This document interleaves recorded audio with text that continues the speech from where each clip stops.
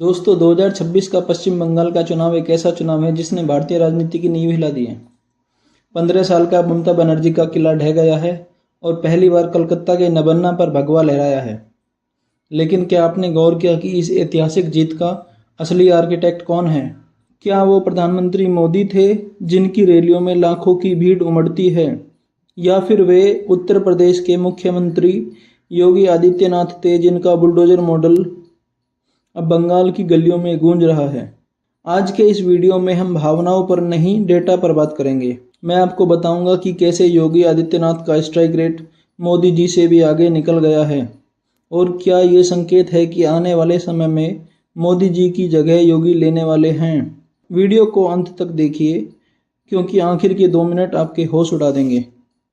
चलिए सीधे गणित पर आते हैं। हमने जो रिसर्च की है उसके नतीजे हैरान करने वाले हैं। अगर हम उन सीटों को हटा दें जहां दोनों ने साथ मिलकर प्रचार किया है तो असली स्ट्राइक रेट निकल के सामने आता है। प्रधानमंत्री मोदी जी ने बंगाल में जिन 14 एक्सक्लूसिव सीटों पर कमान संभाली थी वहां पर बीजेपी का स्ट्राइक रेट 71% है। अर्थात मोदी जी ने जिन 14 सीटों पर प्रचार किया था उनमें से 10 सीटों में बीजेपी को जीत मिली है। वहीं दूसरी तरफ योगी आदित्यनाथ, जिन्हें बीजेपी ने सबसे मुश्किल ग्रामीण और उन इलाकों में भेजा जहां हिंदुत्व का मुद्दा गर्म था, योगी जी ने जिन 15 सीटों पर अपनी रैलियां की थी उनमें से 13 सीटें बीजेपी ने जीत ली हैं। यानी योगी जी का स्ट्राइक रेट 86% का रहा है। सवाल ये है कि जहां मोदी जी का जादू 29% सीटों पर नहीं चला, वहां योगी जी का बुलडोजर मॉडल लगभग पूर्ण रूप से सफल हुआ है। दोस्तों, मोदी जी और योगी दोनों ही हिंदुत्व के चेहरे हैं, लेकिन दोनों का अंदाज अलग है। मोदी जी का हिंदुत्व सबका साथ, सबका विकास और वैश्विक लीडरशिप के आसपास घूमता है। वे विकास की बात करते हैं, डिजिटल इंडिया की बात करते हैं। लेकिन बंगाल जैसे राज्य में जहां चुनाव खून खराबे और हिंसा के बीच होता है, वहां जनता को चाहिए था एक ऐसा नेता जो सीधे आर पार की बात करे। यहाँ एंट्री होती है योगी आदित्यनाथ की। बंगाल की रैलियों में योगी जी ने सीधे तौर पर कानून व्यवस्था और घुसपैठ पर चोट की। उन्होंने यूपी मॉडल की बात की, बुलडोजर की बात की।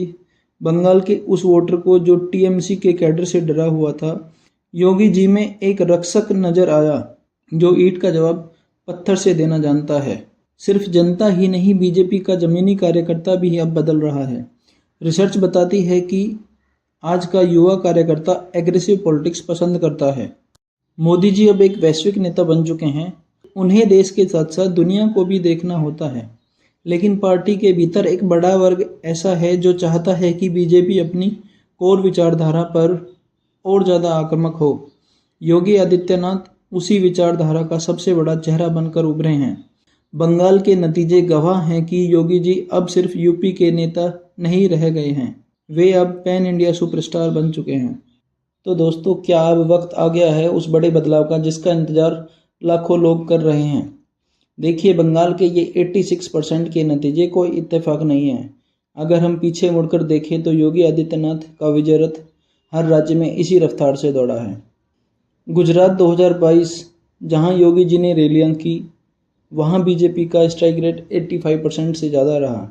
राजस्थान और छत्तीसगढ़ में 2023 में उन कठिन सीटों पर जहां कांग्रेस मजबूत थी, वहां योगी के कट्टर हिंदुत्व और बुलडोजर मॉडल ने बाजी पलट दी।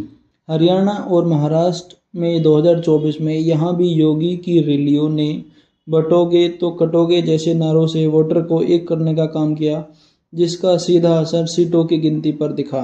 यहाँ एक बात को समझना बहुत जरूरी है। चुनाव अब सिर्फ उस एक सीट का नहीं होता जहाँ रैली हो रही है, बल्कि पूरे राज्य में होता है। राजनीति के पुराने दौर में नेता जहाँ जाता था, रैली करता था, असर वहीं तक होता था। लेकिन आज सोशल मीडिया और डिजिटल एप्लीकेशन के दौर में रैली का वीडियो जब Facebook, Twitter, WhatsApp, YouTube, Insta पर वायरल होता है तो उसका असर सिर्फ उस सीट पर नहीं बल्कि पूरे चुनाव पर पड़ता है। बंगाल के नतीजों ने साबित कर दिया कि योगी की रैलियों ने एक ऐसा नैरेटिव सेट किया जिसने पूरे क्षेत्र का वोटिंग पैटर्न बदल दिया। 86% का स्ट्राइक रेट महज एक आंकड़ा नहीं, यह इस बात का सबूत है कि योगी जी का कड़क शासन वाला मॉडल अब नेशनल ब्रांड बन चुका है। मोदी जी का कद हिमालय जैसा है, इसमें कोई शक नहीं है। उन्होंने बीजेपी को शून्य से शिखर तक पहुंचाया है। लेकिन बंगाल चुनाव के इस डेटा ने एक नई हकीकत सामने रख दी है कि अब जनता सिर्फ विकास ही नहीं बल्कि उस विकास को सुरक्षित रखने वाला मजबूत हाथ भी चाहती है। जनता के बीच बढ़ती लोकप्रिय और चुनाव दर चुनाव बढ़ता यह स्ट्राइक रेट इस बात का इशारा कर रहा है कि योगी आदित्यनाथ अब सिर्फ एक मुख्यमंत्री या स्टार कैंपेनर नहीं बल्कि मोदी जी के सबसे मजबूत नेचुरल सक्सेसर बन के उभरे हैं।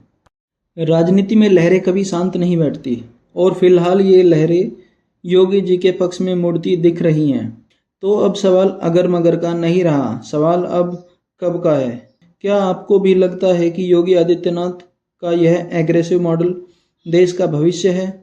क्या 2029 की कमान योगी जी के हाथों में होनी चाहिए? अपनी राय कमेंट में ज़रूर लिखें, क्योंकि आपका एक कमेंट इस डिबेट को और दिलचस्प बनाएगा। दोस्तों, ये मेरी पहली लॉन्ग फॉर्मेट वीडियो है और आशा करता हूँ कि आपको पसंद आई होगी। वीडियो पसंद आई हो तो वीडियो को शेयर करें और लाइक करें, और ऐसी ही डाटा आधारित रिसर्च के लिए चैनल को सब्सक्राइब करना ना भूलें।